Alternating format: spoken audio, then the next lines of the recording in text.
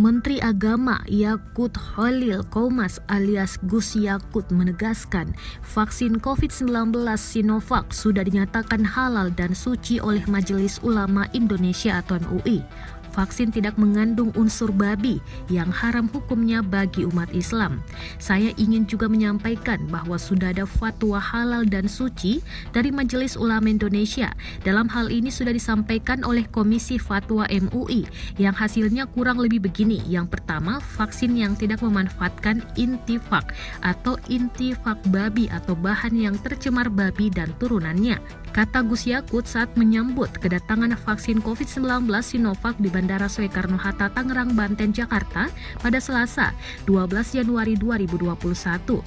Selain tidak mengandung unsur babi dan turunannya, vaksin COVID-19 buatan Sinovac juga tidak memanfaatkan bagian tubuh manusia atau juz minal insan. Vaksin COVID-19 Sinovac yang tiba di Indonesia juga menurut Menak menggunakan fasilitas produksi yang suci dan hanya digunakan untuk produk vaksin COVID-19. Karena itu, Menak meminta umat muslim tidak khawatir dengan kehalalan vaksin COVID-19. Dengan penjelasan tersebut menurut Menak, vaksin Sinovac boleh digunakan untuk seluruh umat Islam selama terjamin keamanannya menurut ahli yang kredibel dan kompeten.